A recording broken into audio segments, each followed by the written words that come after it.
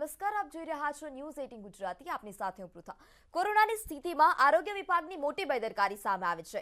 શહેરના સુભાષનગર વિસ્તારમાં કોરોના ટેસ્ટિંગની કીટનો જથ્થો રસ્તા ઉપર રઝળતો મળ્યો. થેલી ભરી અને કોઈએ ટેસ્ટિંગ કીટ રસ્તા ઉપર જ ફેંકી દીધી. રસ્તામાં ભરેલી આ થેલીઓ જોવા મળી હતી, જ્યારે જથ્થામાં કેટલાક વપરાશ તો કરેલા પણ વસ્તુઓ જોવા મળી. તો વપરાશ કરેલા માસ્ક અને ગ્લોવ્સ પણ હતા આ વિડીયોમાં. ભાવનગર મ્યુનિસિપલ કોર્પોરેશન સંચાલિત આરોગ્ય કેન્દ્ર પાસેથી કોરોનાના રેપિડ ટેસ્ટની કીટ પણ મળી હતી.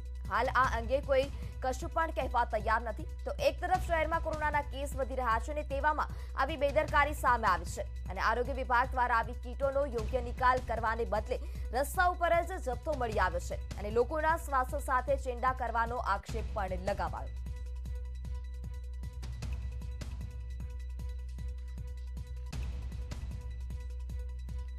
તો કોરોનાના કેસ દિવસે ને દિવસે વધી રહ્યા છે, ત્યારે આરોગ્ય વિભાગની એક મોટી બેદરકારી સામે આવી છે. શહેરના સુભાષનગર વિસ્તારમાંથી કોરોના ટેસ્ટિંગની કીટનો જથ્થો મળી આવ્યો છે. યુઝ કરેલી કીટ રસ્તા ઉપર મળી આવી છે અને યુઝ કરેલા માસ્કનો જથ્થો પણ રસ્તા ઉપરથી મળી આવ્યો છે. ત્યારે આ ગંભીર બેદરકારી દાખવનાર સામે ક્યારે પગલાં લેવાશે? કારણ કે દિવસે ને દિવસે ફરીથી કોરોના વકરી રહ્યો છે, ત્યારે આવી ફરી એક વખત ગંભીર બેદરકારી સામે આવી છે. તો ભાવનગરનો આ કિસ્સો સામે આવ્યો છે. ભાવનગરના સુભાષનગર વિસ્તારમાંથી કોરોનાની યુઝ કરેલી કીટ મળી આવી છે. ટેસ્ટિંગ કરેલી કીટનો જથ્થો રસ્તા ઉપર જ આવી રીતે ફેંકી દેવામાં આવ્યો અને યુઝ કરેલા માસ્ક પણ આવી જ રીતે રસ્તા ઉપર રઝળતા જોવા મળ્યા. ત્યારે જો આને લઈ અને કોઈ વધારે સંક્રમણ ફેલાય અથવા તો કોઈ અણબનાવ બને તો તેના માટે જવાબદાર કોણ, તેવા પણ અનેક સવાલ ઉઠી રહ્યા છે. તો એક બાદ એક અનેક કિસ્સાઓ સામે આવ્યા છે. આને અગાઉ પણ આવા કિસ્સા સામે આવી ચૂક્યા છે. પ્રથમ વેવ, સેકન્ડ વેવમાં પણ આવા કિસ્સા સામે આવ્યા છે. ત્યારે કોરોનાની ત્રીજી લહેરની શરૂઆત થઈ ચૂકી છે. ત્યારે ફરી એક વખત ભાવનગરમાંથી આવો કિસ્સો સામે આવ્યો છે કે યુઝ કરેલા કોરોના ટેસ્ટિંગ કીટનો જથ્થો ભાવનગરના સુભાષનગર વિસ્તારમાંથી મળી આવ્યો છે.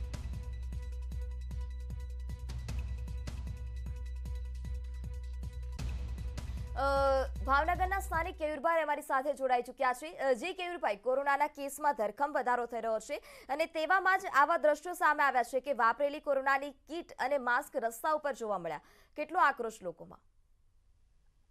મેડમ, હું સવારે જયારે ઘરની બહાર નીકળ્યો મારી ઓફિસે જવા માટે, ત્યારે આ બધો કચરો મારા ઘરની સામે પડેલો હતો.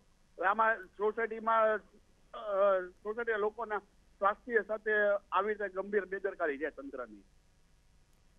જી, તો આપે આ અંગેની કોઈ રજૂઆત કરી છે ખરી કેયુરભાઈ? આ અંગેની રજૂઆત એકવાર મેડમ મેં કરેલી હતી આગળ. ત્યારે કોરોના ટેસ્ટિંગની લાંબી લાઈનો મારા ઘર પાસે થતી હતી. ત્યારે સ્થાનિક કોર્પોરેટરે મને એવો સવાલ કર્યો હતો કે સુભાષચંદ્ર એરિયામાં નવો રહેવા આવેલો છું. પહેલા હું કંડીવરમાં રહેતો હતો. તો સ્થાનિક કોર્પોરેટર મને એવો સવાલ કર્યો કે આ સુભાષનગરમાં મતદાર યાદીમાં તમારું નામ છે? પછી આવો સવાલ મને કરેલો કોર્પોરેટરે. અચ્છા, તો અગાઉ પણ તમે કેયુરભાઈ રજૂઆત કરી હતી કે ઘર સામે કોરોના ટેસ્ટની લાઈનો લાગે છે, તો તેનો પણ નિકાલ નહોતો અને ફરી વખત જ્યારે તમે રસ્તામાં જતા હતા ત્યારે આવી રીતે સામે આવ્યો છે જથ્થો. તો આ અંગે તમે રજૂઆત કરી છે ખરી? આ કીટનો જથ્થો મળી આવ્યો છે તેને લઈને? મેડમ, મેં જયારે પહેલી વાર રજૂઆત કરી ત્યારે મને એવો સવાલ કર્યો હતો કે સુભાષનગર એરિયામાં મતદાર યાદીમાં તમારું નામ છે? હવે જો ત્યારે જ આવો સવાલ કર્યો તો અત્યારે રજૂઆત કરવાનો કોઈ મતલબ નથી ને મેડમ, લોકલ કોર્પોરેટરને. જી કેયુરભાઈ, તો તમે કોર્પોરેશનમાં રજૂઆત નથી કરી, પરંતુ કોઈ એવા અધિકારી હશે કે જેને રજૂઆત તો કરવી પડશે ને, કેમ કે અત્યારે કોરોનાની ત્રીજી લહેરની શરૂઆત જ છે. તો વારંવાર આવી રીતે જો જથ્થો રસ્તા ઉપરથી મળી આવશે તો લોકોના સ્વાસ્થ્ય સાથે પણ ચેંડા થઈ રહ્યા છે. મેડમ, તંત્રને અમે અવારનવાર રજૂઆત કરીએ છીએ. અમારા ઘરની સામે કચરાના ઢગલા હોય છે. દરરોજ અમારે ફોટા પડીને કોર્પોરેશનમાં મોકલવા પડે છે કે કચરો તમે કચરો ઉપાડો એવું. અવારનવાર રજૂઆત કરવા છતાં કોઈ પરિણામ મળતું નથી અમને. જી કેયુરભાઈ, અમારી સાથે જોડાવા બદલ આભાર. તો જે રીતે ભાવનગરના સ્થાનિકે જણાવ્યું કે અગાઉ પણ તેમણે કોર્પોરેશનમાં રજૂઆત કરી હતી, જ્યારે તેમને યોગ્ય જવાબ નહોતો મળ્યો અને ફરી વખત તેઓ જ્યારે ઓફિસ જતા હતા ત્યારે રસ્તામાંથી જ તેમને આવી રીતે યુઝ કરેલી કોરોનાની ટેસ્ટ કીટ મળી છે.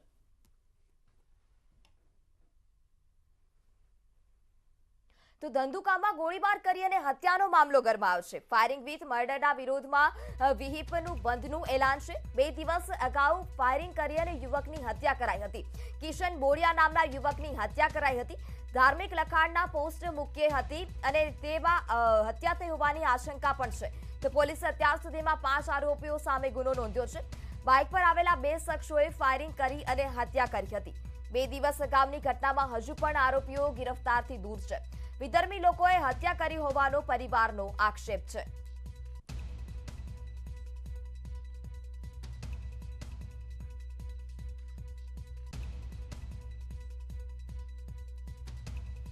તો ધંધુકામાં ગોળી મારી અને હત્યાનો મામલો હાલ અત્યારે ગરમાયો છે. ફાયરિંગ વિથ મર્ડરના વિરોધમાં વિહિપનું બંધનું એલાન છે. તો 2 દિવસ અગાઉ જ ફાયરિંગ કરી અને યુવકની હત્યા કરવામાં આવી હતી. તો યુવકે સોશિયલ મીડિયા ઉપર એક પોસ્ટ કરી હતી અને જેને લઈ અને અગાઉ પણ વાંધો ઉદ્ભવ્યો હતો અને જેને લઈને યુવકે માફી પણ માંગી હતી અને ત્યારબાદ તેની હત્યા કરવામાં આવી છે. ફાયરિંગ વિથ મર્ડરના કેસમાં પરંતુ હજી પણ આરોપીઓ પોલીસ પકડથી દૂર છે. ત્યારે આ ઘટના મામલે ન્યૂઝ 18 સવાલ ઉઠાવી રહ્યું છે કે સોશિયલ મીડિયામાં પોસ્ટ મૂકવા માટે યુવકની હત્યા કરવી તે કેટલી યોગ્ય છે.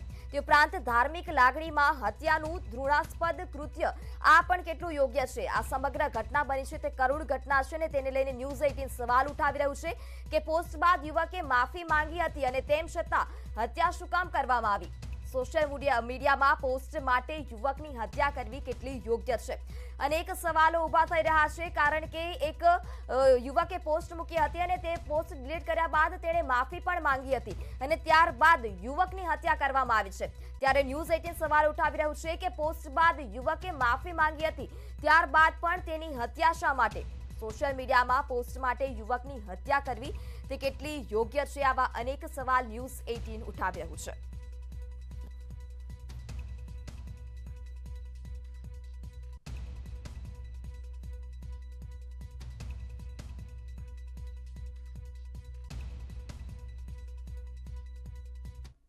સુરતના ડિંડોલીમાં તરુણી સાથે સામૂહિક દુષ્કર્મ. 16 વર્ષીય તરુણી સાથે 3 યુવકોએ આચર્યું દુષ્કર્મ. એએમસીના બંધ આવાસમાં લઈ જઈ અને કિશોરી પર દુષ્કર્મ આચર્યું. સમગ્ર મામલે પોલીસે તપાસ શરૂ કરી.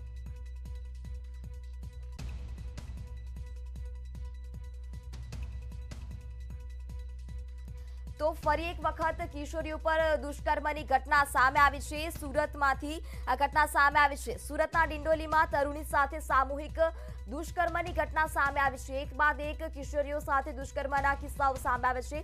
ત્યારે શર્મસાર કરનારી ઘટના ફરી એક વખત સુરતમાં બની છે. સુરતના ડિંડોલીમાં તરુણી સાથે સામૂહિક દુષ્કર્મની ઘટના સામે આવી.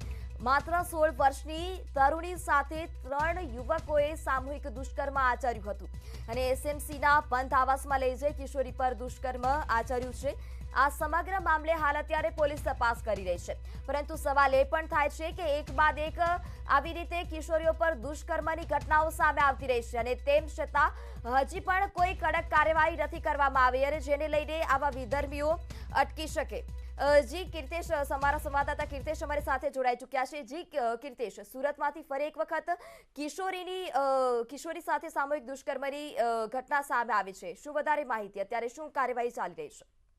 બિલકુલ, સુરતના ડિંડોલી વિસ્તારમાં 16 વર્ષની એક કિશોરીને એસએમસી આવાસમાં એક બંધ મકાનમાં લઈ જઈ 3 યુવકો દ્વારા તેની સાથે ગેંગરેપ આચર્યો હોવાની વિગતો સામે આવી છે. જો કે કિશોરી આ હવસખોરોના ચંગળમાંથી છૂટી ડિંડોલી પોલીસ મથકે પહોંચતા પોલીસે આ મામલે તાત્કાલિક ગુનો દાખલ કરી અને 3 નરાધમોની ધરપકડ કરી છે. જે પ્રકારની ઘટના સામે આવતા સમગ્ર વિસ્તારમાં ચકચાર મચી જવા પામી છે. જો કે આ કિશોરીને પ્રેમ જાળમાં ફસાવીને પાંડેસરા વિસ્તારમાંથી ભગાડીને ડિંડોલી વિસ્તારમાં લાવવામાં આવ્યા બાદ તેની સાથે ગેંગરેપ કરવામાં આવ્યો છે અને કહી શકાય કે પ્રેમી અને તેના મિત્રો દ્વારા તેને બે વેપારના ધંધામાં પણ નાખવામાં આવી હતી અને ત્યાં આગળ બી કેટલાક લોકો તેની સાથે રેપ કર્યા હોવાની વિગતો સામે આવી છે. જો કે પોલીસે પ્રથમ ગેંગરેપની ફરિયાદ દાખલ કરી 3 લોકોની ધરપકડ કરી છે અને કિશોરીનું મેડિકલ બાદ તપાસમાં અન્ય આરોપીના જેમ જેમ નામ ખુલશે તેમ તેઓની પણ ધરપકડ કરવામાં આવશે. ખાસ કરીને સુરતમાં કિશોરીઓ સાથે બળાત્કાર અને આ પ્રકારની ઘટનાઓ સતત સામે આવી રહી છે.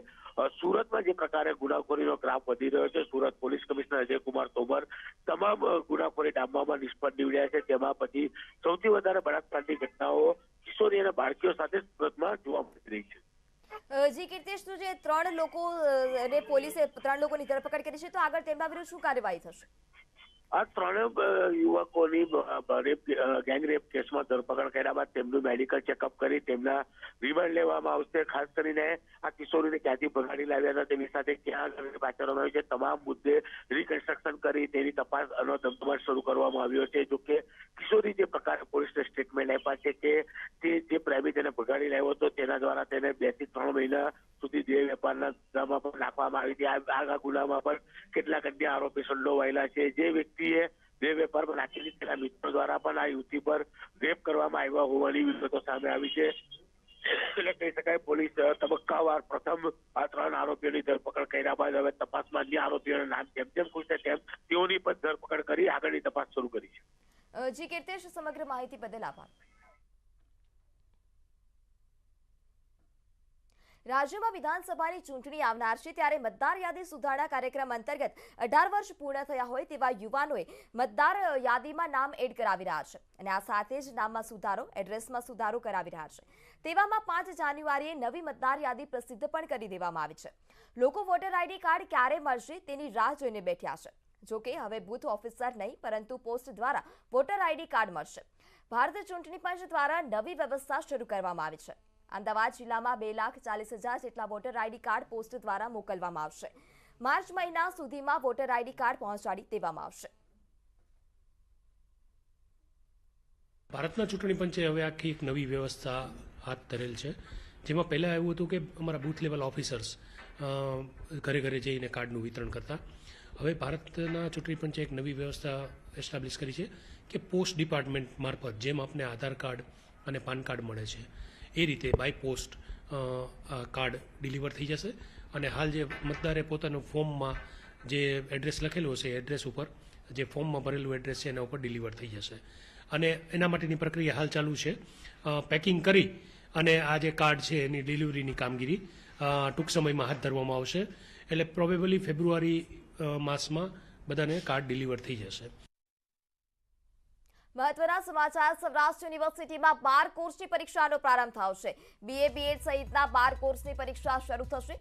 9,000 વિદ્યાર્થીઓ ઓફલાઈન પરીક્ષા આપશે તો નોન વેક્સિનેટેડ વિદ્યાર્થીઓ નહીં આપી શકે પરીક્ષા.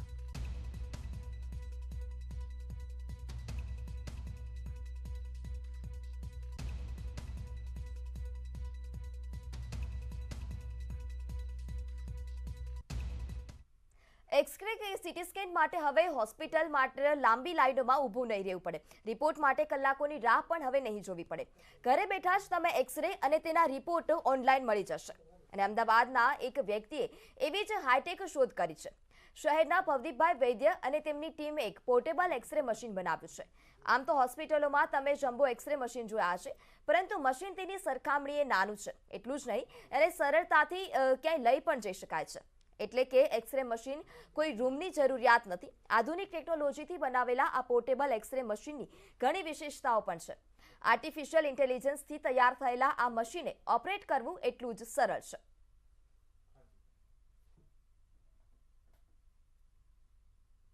હવે તમે જ્યારે પોર્ટેબલ કેમેરા લો અને એનો ફોટો પાડો અને તરત જ એનું એનાલિસિસ થઈ જાય ને તમને 1 મિનિટની અંદર તમારી ચેસ્ટના ફોટાનું વિવરણ મળી જાય, જે વિવરણ એટલું સચોટ હોય કે આજે તમે RT-PCR મતલબ ટેમ્પરરી પહેલાં એનાથી લો કે એક્સરે કરી લો એના કરતાં બેટર સારું રિઝલ્ટ મળે અને તમે તરત પ્રિકોશન લઈ શકો. એ આખી પરિસ્થિતિનું નિર્માણ કરવા માટે આખા જ બધા ડોટ્સોને અમે જોઈન કર્યા. તો શરીરના જે ભાગનો એક્સરે કરાવવાનો હોય તેની જાણકારી આ મશીનથી કનેક્ટેડ લેપટોપમાં લખેલી હોય છે અને બાકી મેજરમેન્ટ સોફ્ટવેર ખુદ તે લઈ લે છે. કેવી પોઝિશનથી ઊભું રહેવું, કેવી રીતે એક્સરે લેવો તે તમામ મેજરમેન્ટ સોફ્ટવેર ખુદ જ લે છે.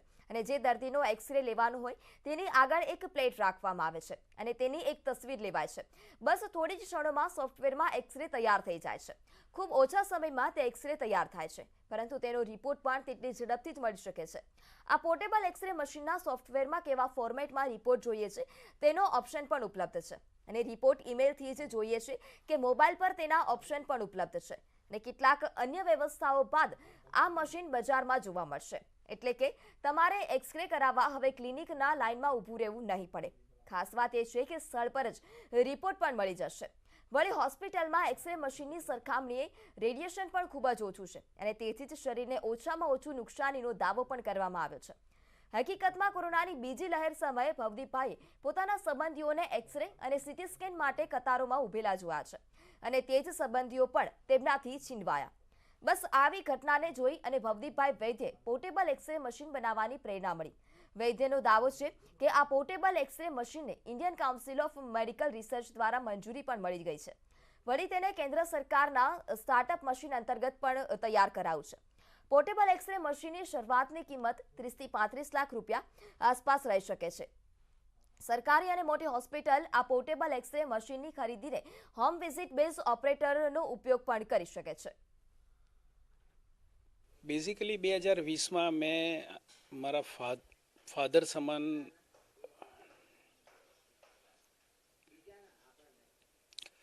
મોટા ભાઈ અને ભાભીને લોસ્ટ કર્યા, અને એ વખતે જે મેં લોકોની તકલીફો જોઈ એ અતિ પીડાદાયક હતી.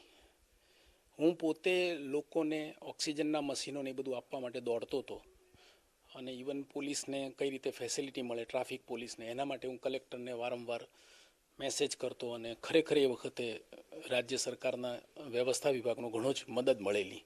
એ લોકો પ્રોમ્પ્ટ કામ કરતા હતા.